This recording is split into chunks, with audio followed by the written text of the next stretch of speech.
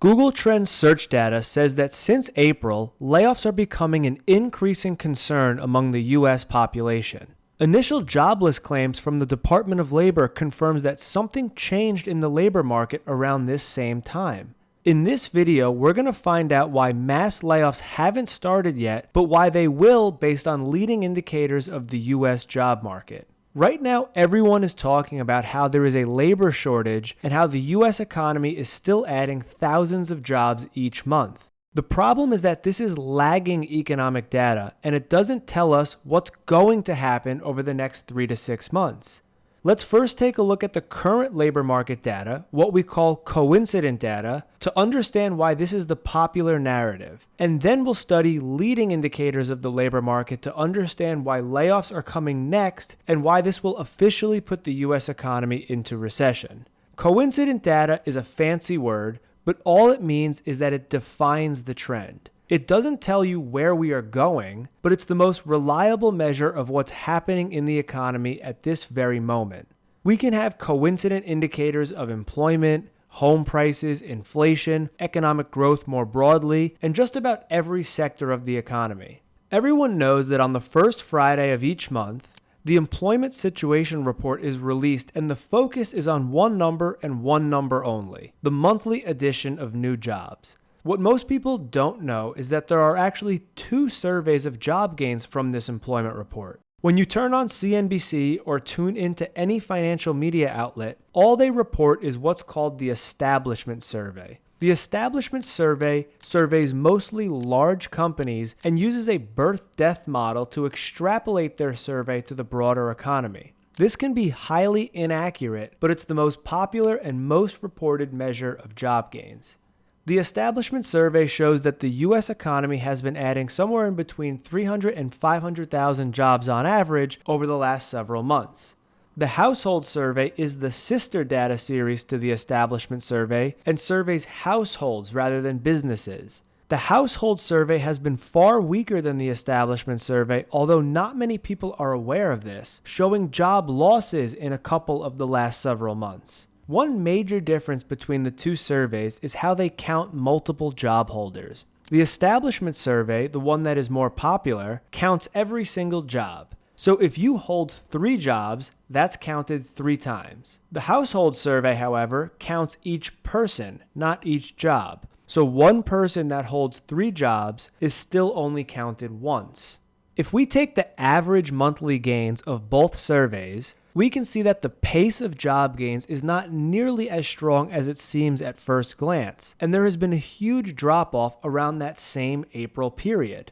So both of these measures of employment are what we call coincident indicators because they define the trend in employment. We can use other metrics like the unemployment rate to round out a very comprehensive gauge of the labor market. At EPB Research, we take 6 measures of the labor market and combine them into one index to give us an unbiased and 3-dimensional reading on the current trends in the labor market. This is much more accurate and much more comprehensive than just relying on one indicator that's reported each month. This composite coincident index of employment is graphed in growth rate form, and it shows that the job market is growing at a 6.6% rate, way above the 10-year average of just 2.1%. So the labor market is certainly very tight. A growth rate of 6.6% compared to a long-term average of 2.1% is why people are having a hard time finding labor. The demand for labor is growing 3 times its normal rate.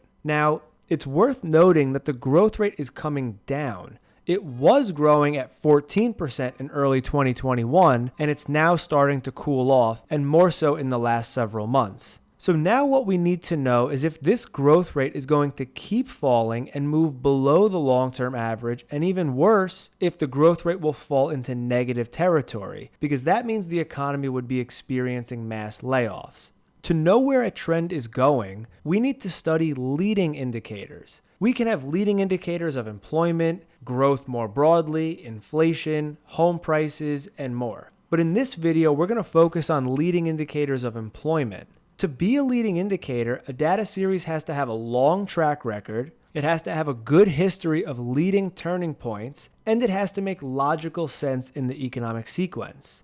For example, hours worked is a good leading indicator of employment. It has a very long history. We can get hours worked data in the manufacturing sector going back 8 decades. It reliably leads turning points in employment growth, and it makes logical sense. Reducing someone's hours is an easier thing to do for employers. Companies reduce people's hours before going through the process of layoffs because the slowdown could be temporary and they don't want to fire people and then hire them right back. There's just too much friction involved. So they first try to reduce the hours worked. So we can look at hours worked, overtime hours worked, and a handful of other leading indicators, mash them into one composite index like we did for the coincident index, and use the growth rate to tell us where our coincident measure of employment is heading. The growth rate of the leading index is falling much faster than the coincident index, and it's already below the long-term average and nearly in contraction. You can clearly see how the growth rate of the leading index started to sharply deteriorate before the growth rate of the coincident index, and that the growth rate is still moving to the downside, almost in contraction, while our broader coincident index is still hovering in the 6.6% range. What this tells us is that our coincident employment data, the data that defines the trend, is going to keep weakening over the next several months and actually head towards contractionary territory like the leading index. Remember that the average of the two employment surveys only shows monthly job gains of about 189,000 per month over the last 4 months. And now we know that the leading indicators are telling us that this trend is going to keep moving lower. This means that in the next 3 to 6 months, there's a very high chance that the US economy will start to experience economy-wide job losses, layoffs. This is the last leg of the stool that will trigger a real, full-blown recession. You can't have a real recession without job losses. A recession is based on the average growth rate across all segments of the economy, including income, consumption, production, and employment, what I call the 4 corners. Real income is collapsing, so that's certainly recessionary, but employment has been a bit too strong for a real recession to be officially declared. But that's likely going to change in the next few months. Employment is generally the last piece of the puzzle. It leans towards what we call a lagging indicator. Mass layoffs haven't started yet because employment is a lagging indicator and the economy hasn't weakened enough yet, but that's about to change based on reliable leading indicators of the labor market. A purely objective reading of the situation tells us that the labor market is set to weaken massively in the coming 3 to 6 months.